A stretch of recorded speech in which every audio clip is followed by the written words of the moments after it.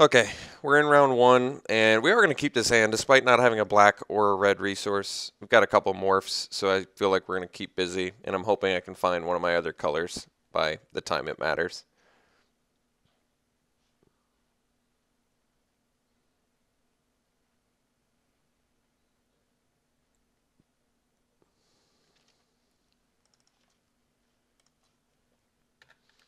Another white source, huh?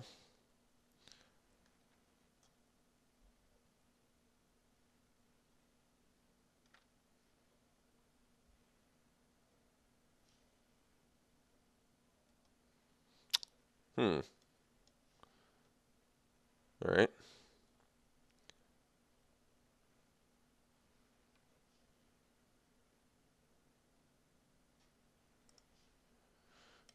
Interesting.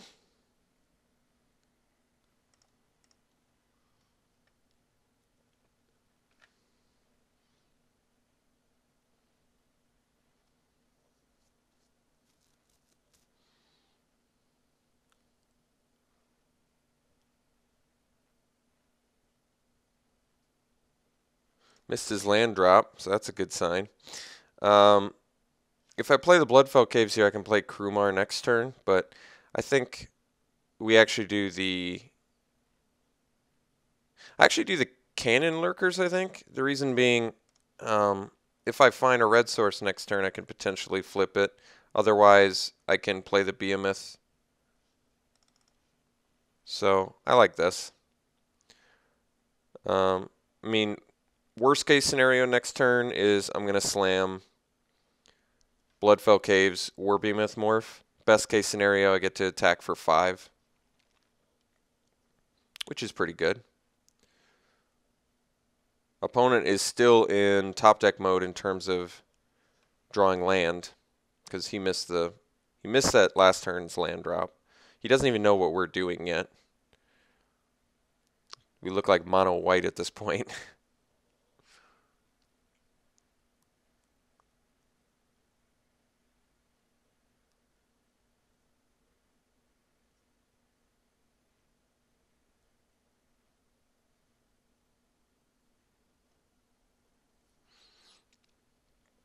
Well, we're just going to play Morphin F6.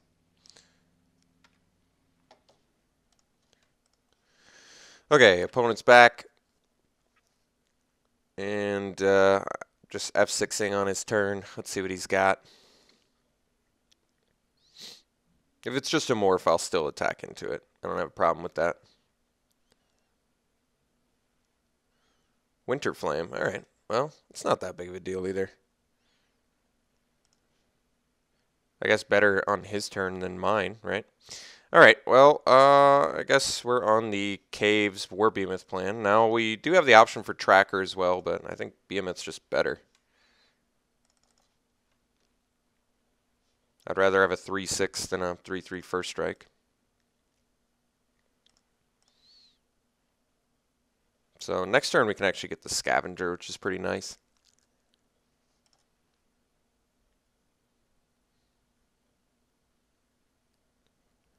So I think the plan now is play the land, swing with the Behemoth, and then depending on whether he blocks or not, if we have to unmorph, we don't unmorph if he doesn't block, and then we'll play the Scavenger, who is a nice little body to have right now.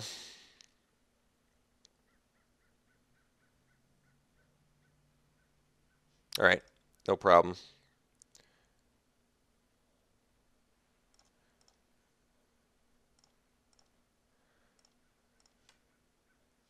Raider Spoils is a pretty good draw. So I kind of want him.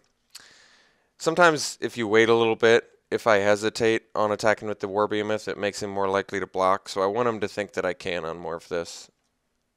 Okay, enough time has passed, so now I attack. I want it to make him more like any hesitation sometimes makes your opponent want to block. You know what I mean? Like a lot of times when my opponents hesitate, it makes me think that it's not quite the right play. So that's why you don't just slam attack with your War Behemoth. You make him think that you don't necessarily want him to block. So then he ponders it a bit longer.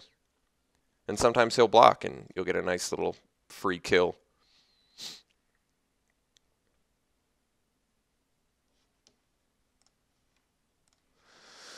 Okay, opponent did not block, so we'll do that, and we'll get our scavenger down.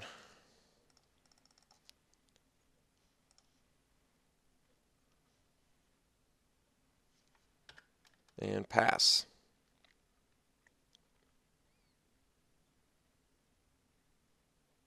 So we've got throttle at our disposal now. Got the Krumar, Raider Spoils, Tracker, so we can at least play the cards in our hand at this point. Just got to figure out what our opponent's doing, what his plan is next turn, and we'll base our decision on that. If we need to throttle something, or if we want to attempt to unmorph Warbehemoth on the attack again, we'll see. Well, I'm not sure if our opponent's double queuing or having lag issues or something, but it's just been a lot of downtime here in this game. Thankfully, you guys don't have to endure it, but I do. Jeez. All right. So, crippling chill. Okay.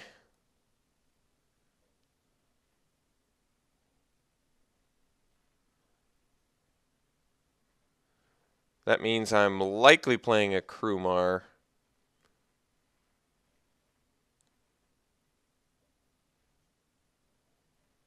To set up for a nice Raider Spoils the following turn. I could drop the Tracker, but Krumar's just better for us because it's a warrior.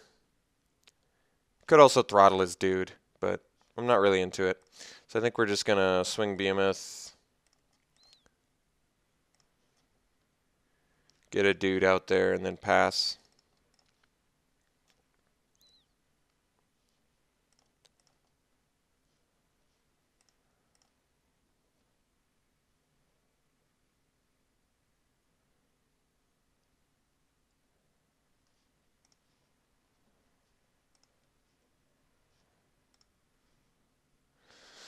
Snowhorn Rider. All right. It's not a huge deal.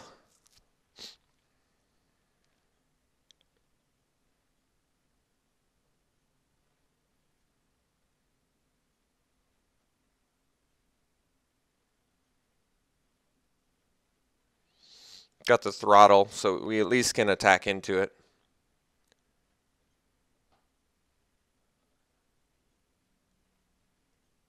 So I think what happens next turn is I attack into it. If he blocks, obviously I throttle it. If he doesn't block, he just takes it and I follow up with a hard cast Tracker. Because that way I can set up for Raider Spoils the following turn. I can't really pre-combat play the Raider Spoils though, because neither of my guys can kill Snowhorn Rider. But we can easily attack into it. And he has sufficient motivation to block, but if he doesn't, like I said, at least we have a follow-up play, so that's not a big deal. Could also just throttle his scavenger, but I kind of want to save the throttle for the big threat right now.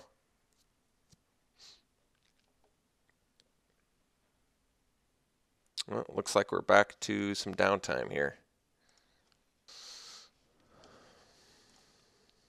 All right, looks like he's swinging in. We'll take some damage. See if he's done after that. He is. We draw, ooh, deflecting palm. That's pretty nice. All right. So now we just easily swing in all here. He doesn't really have a good block. Or at least he thinks he has a good block, but he doesn't. So we throttle the dude. Kill his guy, get in for more damage than he's dealing to us. So looking pretty good. That deflecting palm was just a really nice draw, since it's going to let us both Raider Spoils plus leave up deflecting palm for a big threat.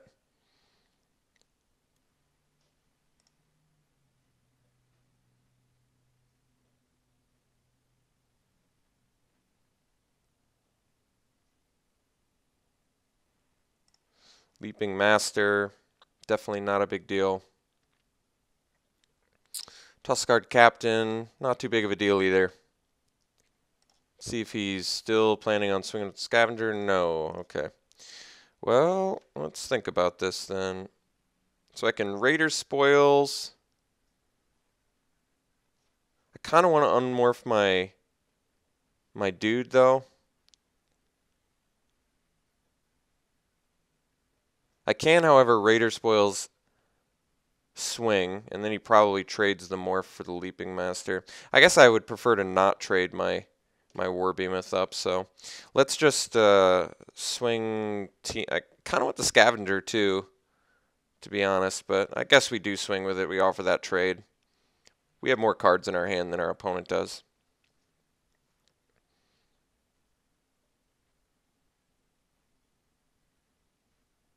That's interesting. Could have a Force Away, but I'm just going to allow that.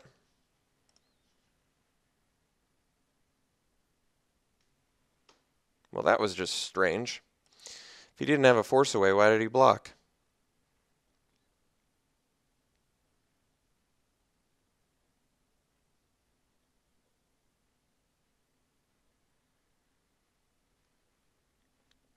What's kind of nice about deflecting Palm is I feel like there's a certain degree of inevitability when you're playing, when you get your opponent to a certain life total, which is kind of nice.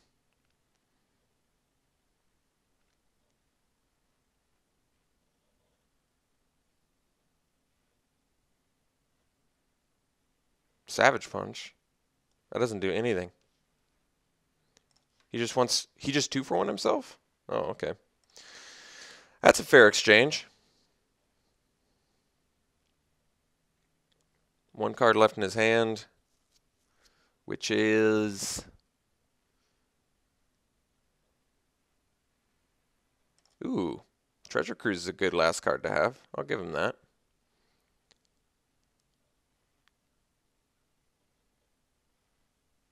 Yeah, he has multiple Bloodstained Mires. One was foil, too. How did I not comment on that? We have 2 Polluted Deltas, but I think ours are worth more overall, but the fact that he has a foil one is pretty significant. Why did he not attack there? That's weird. Well, I don't know why he didn't attack, but I'm not going to play Raider Spoils. I'd rather have the Tracker, get more bodies out there.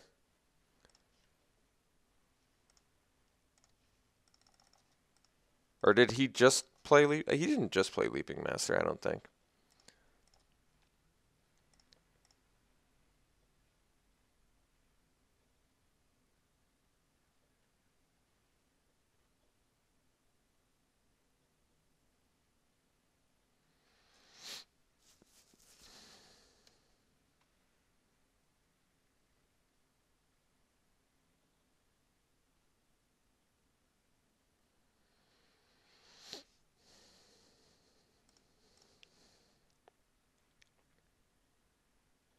It's kind of funny, actually. I also didn't comment on the fact that he can't even use Leaping Master's activated ability.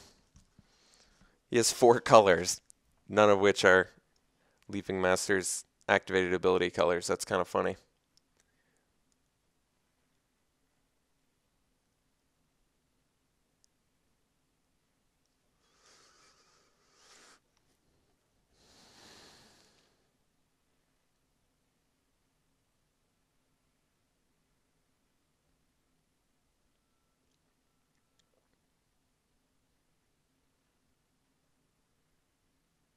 All right, back to waiting.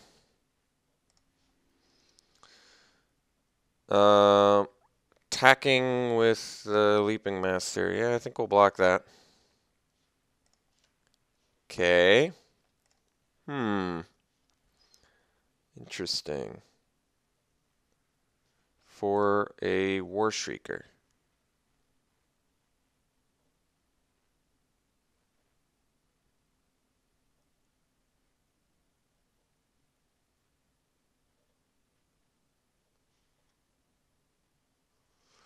This is definitely a strange game. Our opponent did pretty good too, though, just in Bloodstained Mires. But his decisions have been pretty questionable this game. Blocking our morph with his Tuskguard Captain, throwing away his Leaping Master, playing the Leaping Master without a white source. Very strange. making us wait, losing all his time in game 1. Okay. Opponent's trying again. He got his 3 resources. Let's see what he's playing off of it. He's playing something big. Snowhorn Rider, number 2. Alright, well, that's easily remedied. So, I guess what I do is Delta, crack, get a white, or a black source rather, because that's all I can get. Then we do Murderous Cut on the Snowhorn Rider.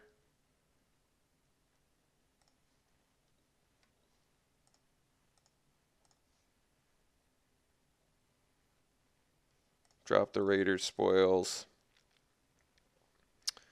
Crack in for some damage.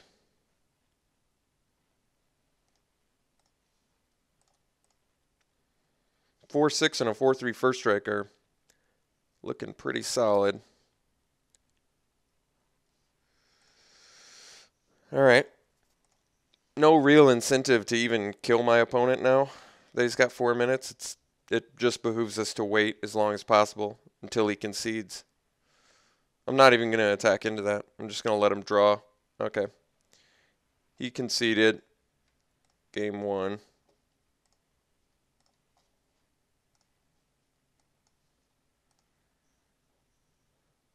I could have sideboarded, but he's low on time, and because he happened to concede at the same time I clicked that thing, it kind of screwed things up.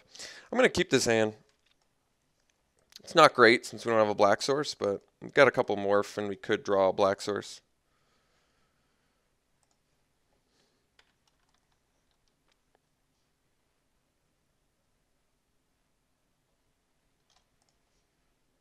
Student's a fine draw.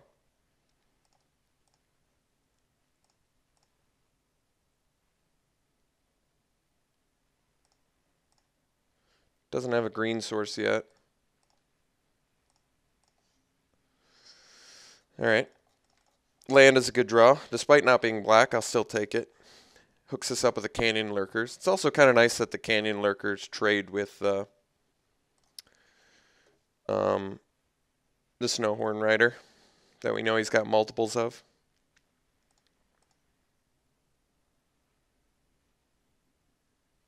Alright, found his green source.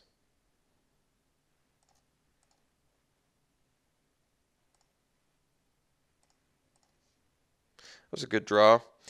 So, I believe I'm still doing Canyon Lurkers because I'd like to flip them up next turn.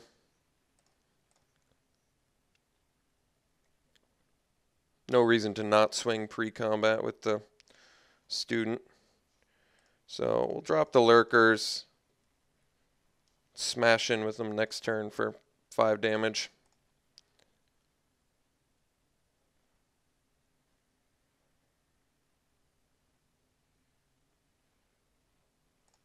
Alright. No problems there. It's actually kind of nice.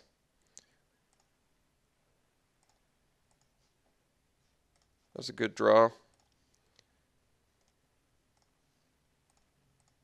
See how he blocks.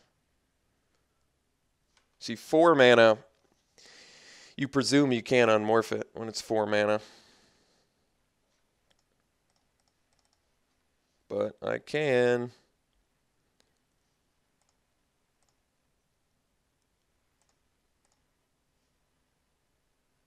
Guess that's like the one upside of Canyon Lurkers. The morph for 4. It's pretty rare. There's not a ton of morph for 4s. I can't think of that many.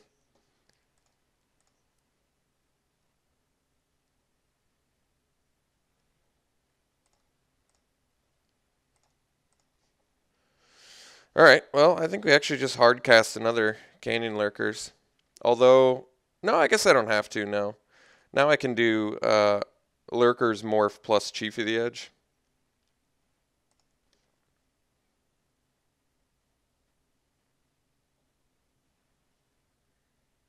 Oh.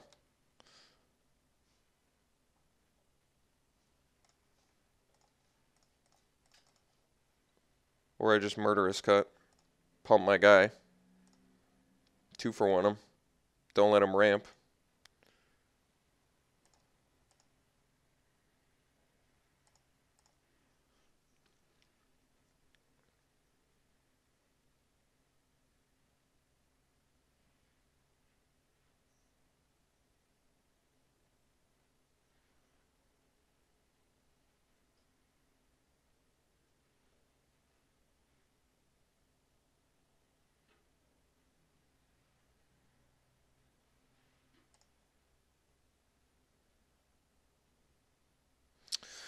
So yeah, now we just injure that.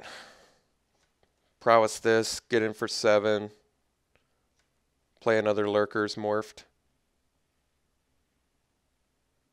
So multiple 5 power guys on board. I think our opponent doesn't have a chance. There's just no chance. He's got to win 2 games in a minute and a half. It's just, there's no way.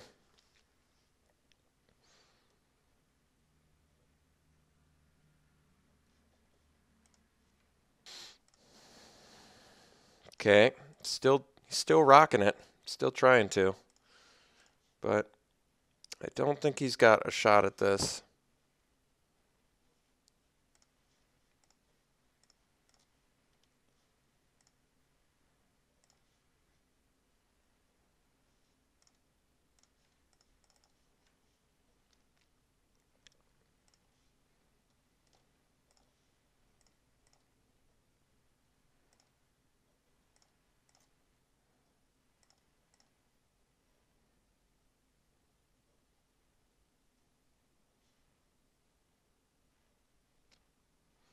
So now if we draw land, we get to morph plus Chief of the Edge, but yeah, I think we just go ahead and spoils here. Pump the student in extra 1. He's just going to trade with our lurkers, and then we follow up with a hate blade, so we have a card drawer on board. And maybe he blocks, no, he blocks our lurkers, so it doesn't matter. Locks it on, and hate blade, and pass.